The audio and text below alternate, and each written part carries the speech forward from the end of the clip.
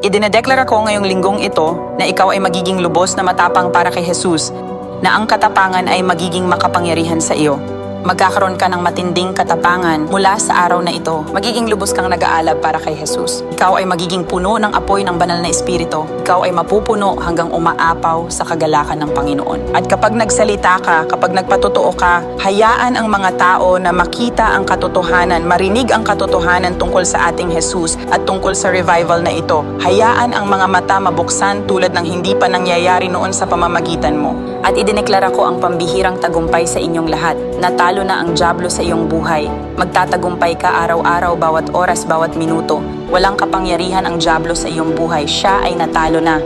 Naway mamuhay ka sa mas malalim na pahayag ng tagumpay na ibinigay ng Diyos sa iyo, ng kawalan ng kapangyarihan ng dyablo. Hayaan ang pahayag na iyon na lumago sa iyo sa makapangyarihang pangalan ni Jesus. At idinedeklara ko na ikaw ay magiging isang hindi mapipigilang puwersa ngayong linggong ito para kay Jesus, kung saan matatakot sa iyo ang dyablo. Sinasabi ko na matatakot sa iyo ang dyablo.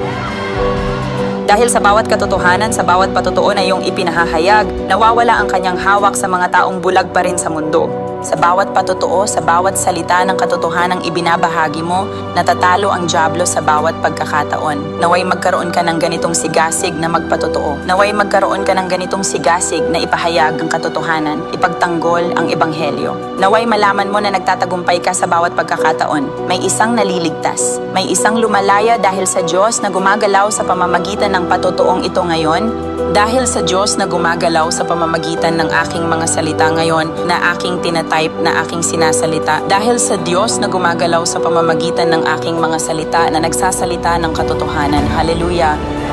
Ipinapahayag ko ang kagalakan ay lalago. Ipinapahayag ko ang masaganang buhay para sa inyong lahat sa makapangyarihang pangalan ni Jesus.